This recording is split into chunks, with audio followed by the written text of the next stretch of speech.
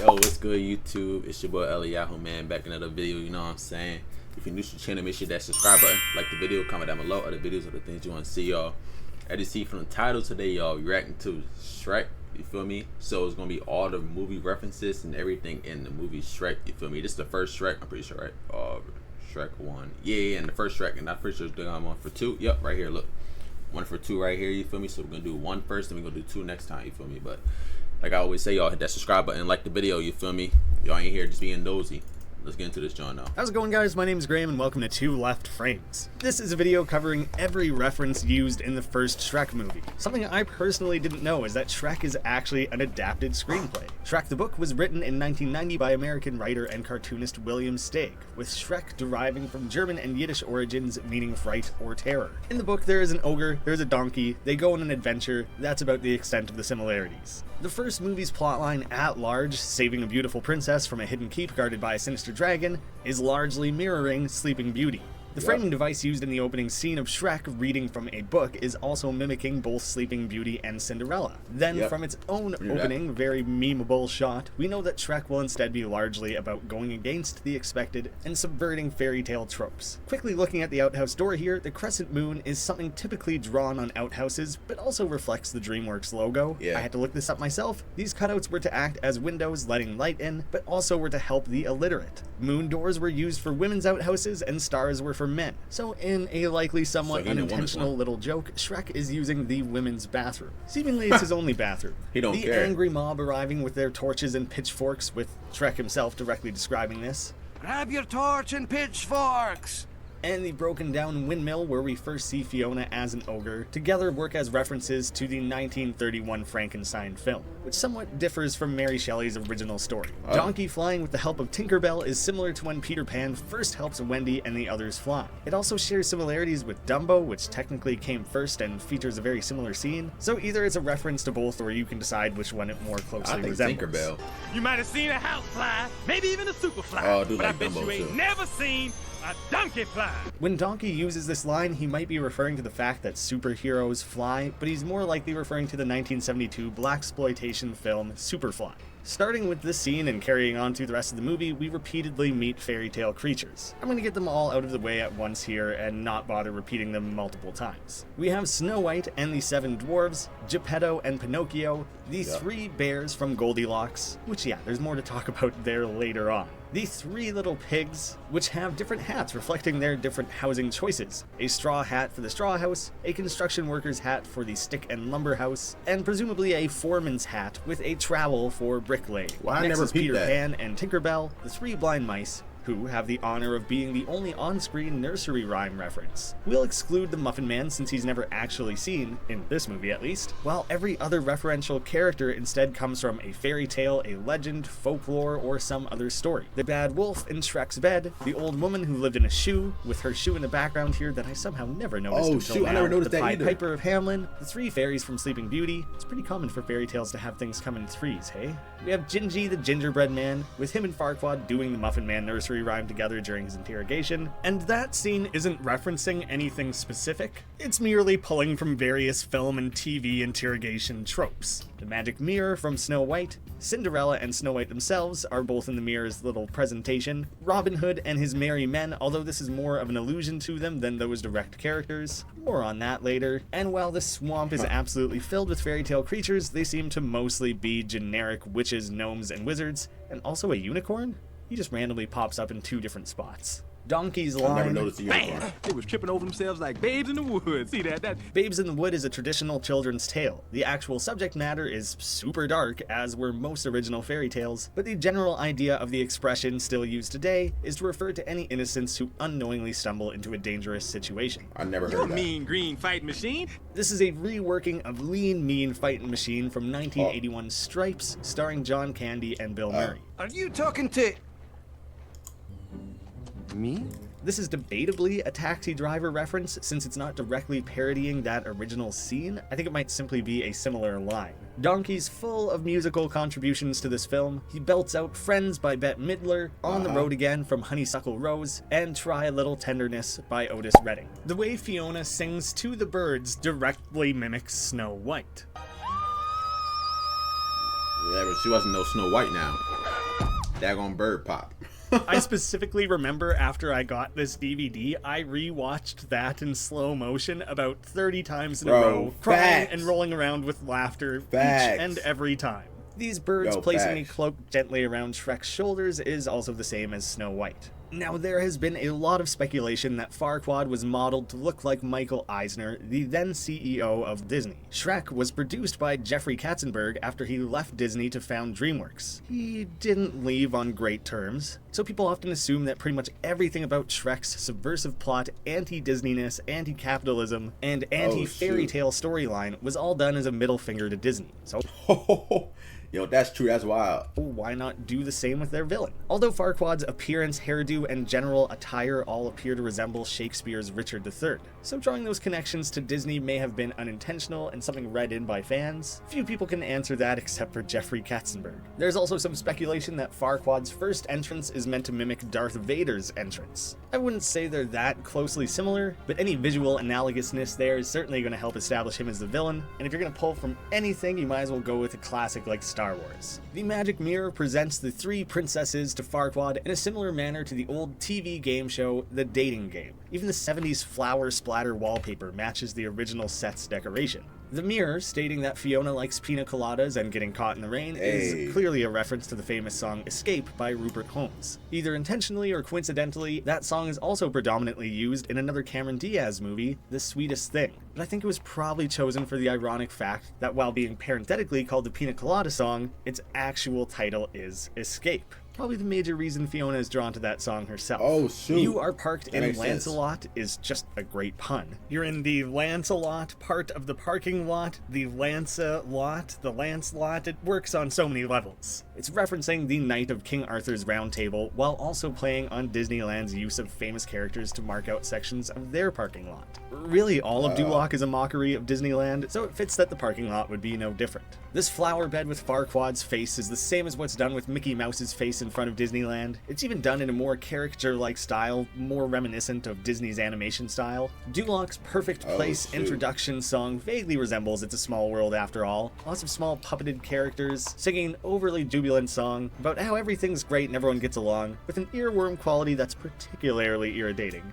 The two heroes' arrival at the empty Duloc echoes number 6's arrival in the village in 1967's The Prisoner. The font on the village's sign and the building's architecture similarly draw from The Prisoner as well. Shrek came out only 12 months after 2000's Gladiator, but recording, re-recording, and rewriting things was not foreign to Shrek's development, so it is possible that the tournament was either added in or altered to be more Gladiator-esque. Once the fighting begins in the wrestling ring, Shrek chains together a bunch of real wrestling moves. A double clothesline, head scissors takedown, flying crossbody, a full Nelson hold, contributed to with Donkey's headbutt tag-in, although he wisely stays clear of the rest of the fight. I mean, he's still a donkey and they're knights. Just like WWE wrestling, there aren't really any rules here anyways. A seated senton launched from off the ropes, an Irish whip, a dropkick, vertical suplex, ankle lock, and kneeling pile driver, which is also the tombstone used by The Undertaker. That's about the only wrestling thing here I personally knew. A UFO,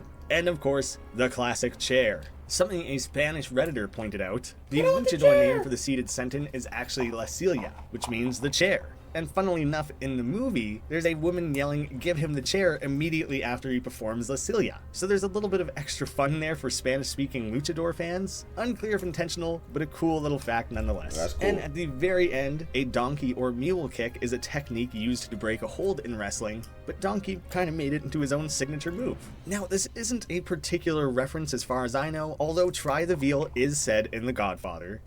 Thank you very much. I'm here till Thursday. Try the veal. Good.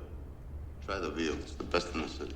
I believe it is instead harkening back to old comedy clubs. In the 50s, an act or comedian might be booked for a week at a time. The more people a comedian brought in and the more sales during their set, the more likely they were to get steady work. At the end of your performance, if you let the audience know your schedule and try to upsell them with tips and an expensive cut of meat, that might be a great way to create some job security. Since clubs don't really book in this manner anymore, and don't really sell expensive cuts of meat, or anything more than basic pub food, comedians who say things now like "I'll be here all week," or "try the veal," do so in a mocking manner, somewhat pretending that they're an upscale comedian coming from a different era. Shrek is here kind of making a mockery of the whole thing, and using this type of language is really just layering it on top. The volcano they approach looks suspiciously like Mount Olympus from Hercules, but also like Death Mountain from Ocarina of Time, so maybe that's just how big ominous mountains are meant to look. Wow. Not a reference, but more of a explanation. Believe me, donkey, if it was me, you'd be dead. It's brimstone. We must be getting close. Yeah, right, brimstone. Brimstone is actually comprised primarily of sulfur. If you've never smelled sulfur, it smells a lot like rotten eggs or gas. I went to a trivia night a couple weeks ago, and one of the questions was what element is brimstone primarily comprised of, and I knew that thanks to Shrek. Donkey's line, Whew, Shrek, did you do that? Man, you gotta warn somebody before you just crack one off. My mouth was open and everything. is Eddie Murphy actually being self-referential to his 1983 stand-up special Delirious when describing what he called the fart game. You can walk up to your best friend while he's watching the football game and fart in his face. He won't even get mad. He just go, okay, you got me, all right. That was a good one, too. My mouth was open. My mouth was open like that. This actually happens a few other times in the movie, with Murphy somewhat parodying himself. You definitely need some Tic Tacs or something, because your breath stinks! This one's less on the nose, but he says something quite similar in 1986's The Golden Child. In my pocket, it's a whole thing of Tic Tacs. Take as many as you like. And once more, Donkey claims to be, Don't mess with me, I'm the stair master. I've mastered the stairs. which is a line Murphy also used in 1996's The Nutty Professor. I'm the stair master! What large teeth you have is obviously Red Riding Hood. Oh, what large teeth you have! Interestingly, we never actually see it in this movie despite meeting the wolf. Makes you wonder if she's out doing her own thing since she's not a fairy tale creature, or if maybe the wolf had actually succeeded. That'll do, donkey. That'll do. I would say this is the line from Shrek that I easily quote more than any other on a semi-regular basis, and it is a very direct reference to Babe. That'll do, pig. That'll do. This bridge collapsing with everyone struggling to grab hold mimics the same scene from Indiana Jones and the Temple of Doom. Yep. Prince Charming is mentioned by Fiona, which at the time was a reference to the generic hero saving damsels in distress like Cinderella, Snow White, and Sleeping Beauty, although with the expanded lore of the sequels, it actually became a real character. Shrek using these emphatic air quotes was an homage to Chris Farley, who had recorded most of the dialogue to play Shrek before his untimely and tragic death. Oh, this is another one of those onion things. No, this is one of those drop it and leave me alone things. Fellow SNL cast member and friend Mike Myers stepped in to complete the movie. Remember when I kind of joked about things being recorded and re-recorded? Mike had to redo everything Chris had done, who had nearly completed all his recordings from the movie. And then Myers did it again when he decided he wanted to do it with a Scottish accent. Despite rumors that this inflated the budget, Myers did this third take on his own dime and time, since it was his own creative choice. Look, there's Bloodnut, the flatulent. You can guess what he's famous for. Bloodknock was a character Yeah, low-key, that accent low-key made the movie better though. in the 1950s BBC comedy radio program The Goon Show. A running gag with the character was that he had gastrointestinal problems, and his entrances often were accompanied by booming flatulence. I said I'd come back to the three bears. We saw them at the top of the film. We briefly see Pa and the little one together, before seeing Mama as a rug on Farquaad's floor. So I guess not all the fairy tale creatures made it out okay. Damn, that's tragic.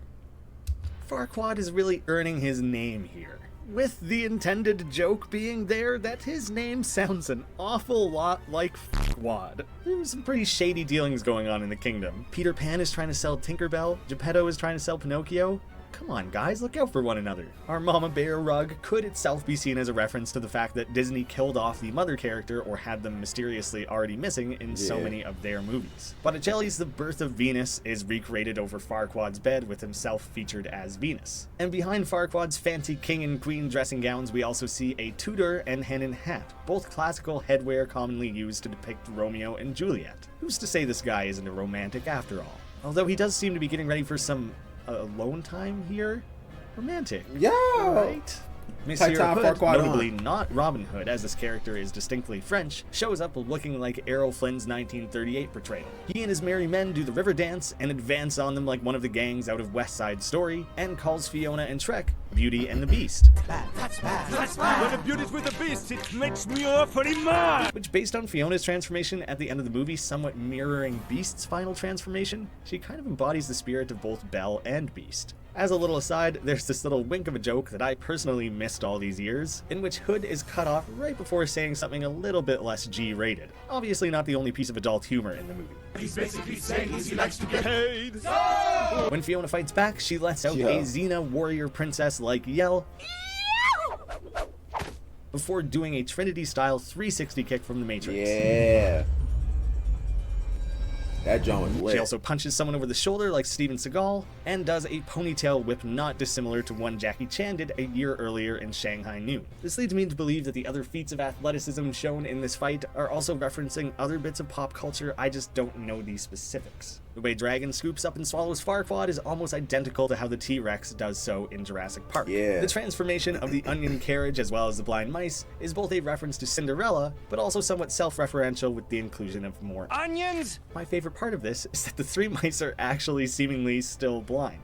Careful out there navigating those enchanted forests, guys. Gingy on one leg with a crutch and God Bless Us Everyone is one of the most overt references in the film, coming from Tiny Tim in A Christmas Carol. God bless us, everyone. God bless us, everyone. You can also see that his leg has been repaired with frosting, which carries forward through the rest of the franchise. One more list for good measure, the movie ends with a series of well-known dance moves like the Macarena, some b-boy breakdancing gyros and spins, and Donkey doing Angus Young's leg kick from AC/DC while singing I'm a Believer. Not a reference, but the big bad wolf appears to be dancing with a random knight, so apparently not all the knights hate fairy tale creatures the way Farquaad did? It's an interesting little thing that I never picked up on before, and may actually indicate that there's a gay relationship hidden within Shrek.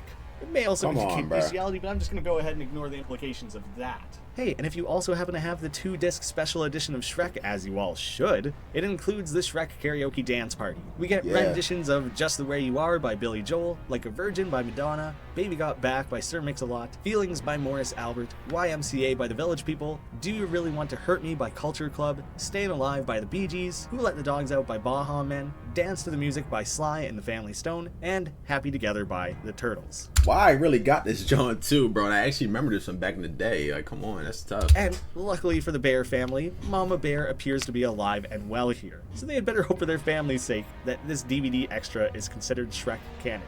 And with that, that is every reference in Shrek 1. My own motivation for making this video actually came from randomly watching Shrek 2 the other night. That movie is a lot less subtle with its pop culture references, and there is so much to look at there. So that is something I plan to cover down the line, but it Yeah, we will likely tapped into take a that. while to properly put together, because there is so much to dig through there. I had a lot of fun putting this together. I hope you guys enjoyed it. Considering that Easter egg and reference videos were some of the things that first allowed Two Left Thumbs to get noticed, it seemed like dusting off this old video I never properly finished would be a great way to start off Two Left Frames. Please stick around, there's plenty more.